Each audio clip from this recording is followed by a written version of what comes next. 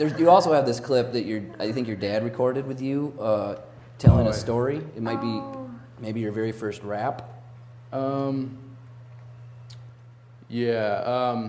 This, I don't know. My dad just sent this to me recently because I recently just reconnected with him. He lives in Berlin right now and has a family going on. But yeah, we just reconnected within the last 5 years and sent me all this stuff.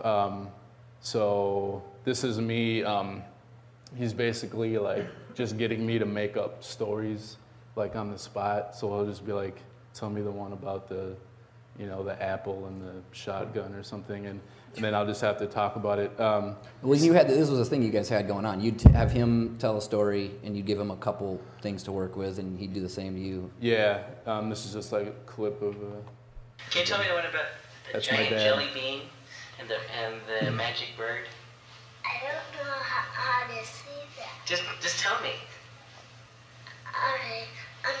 Once upon a time, these boys were playing at a park, and they saw this bird, and they had this jelly bean in his mouth, and they said, "Come on, get it!" And then they grabbed it, and then the bird, and then the boys started flying up and up, and then somebody shot under invisible balloons, and they fell down, and the hunters trying to catch that bird with the jelly bean, and that bird with the jelly bean, and this bullet shot the bird, but it was just pew pew.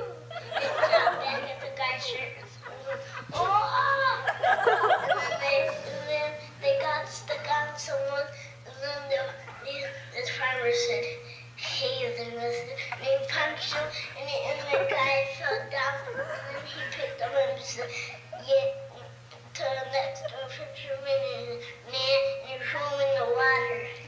Wow. With a shark. That's pretty scary. Now you tell me one. Okay, what story do you want to hear? The rocket and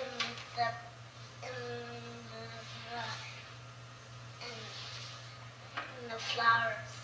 Okay, one day, two guys. One guy was green and one guy was orange. The green guy. What? I need to have a drink. You need a drink? I think that will wash away the itches from my teeth. The itches from your teeth? So you get the point.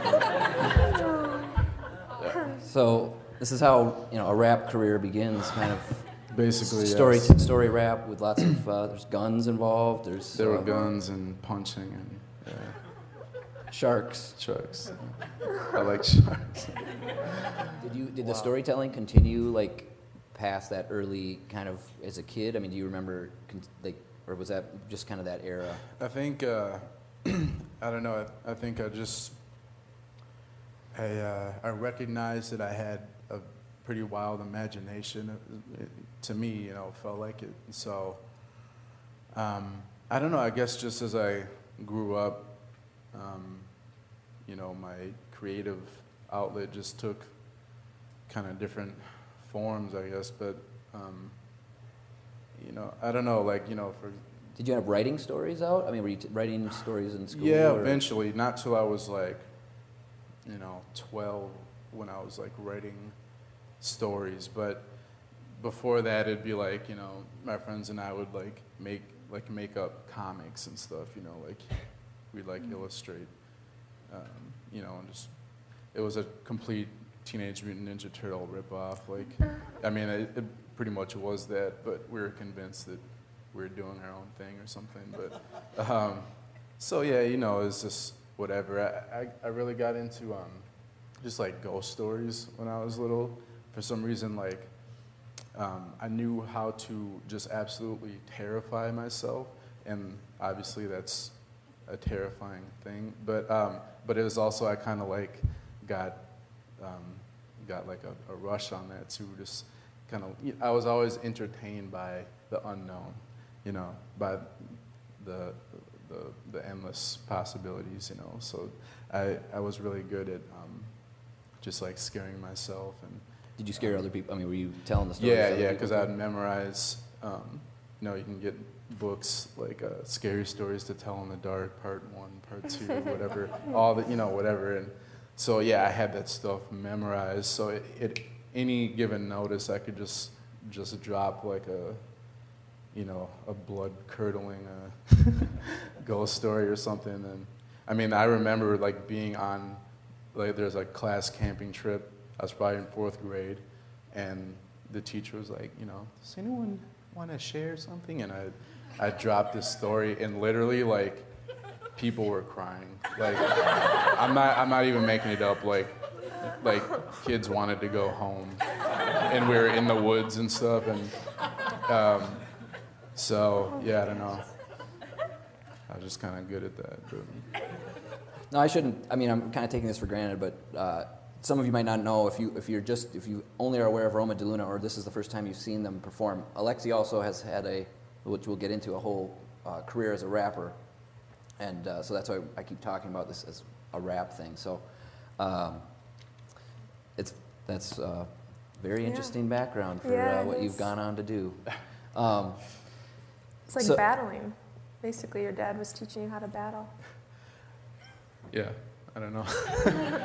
Well, at least tell stories and just memorizing all these stories. And I mean, I grew up in a very like open-minded, just like a very my creativity was definitely nurtured, on all fronts. So yeah, it was just a good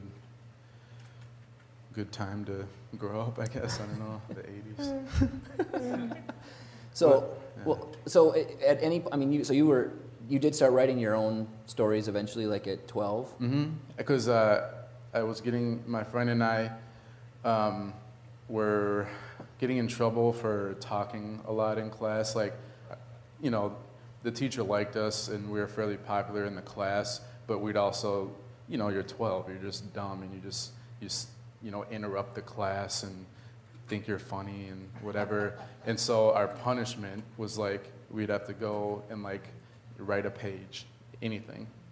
So then we teamed up and started, I think it was called like Jed's Boring Day. That was like, we just made this thing up, and we literally like, it turned into like one page. And see, here's the weird thing where it wasn't really a punishment, was that we got to read it to the class afterwards. So we just make up the most like absurd stories, and the class couldn't wait for us to get in trouble again, so they could find out the next episode of Jed's Boring Day. It's a whole series. It's like a serial installation. So.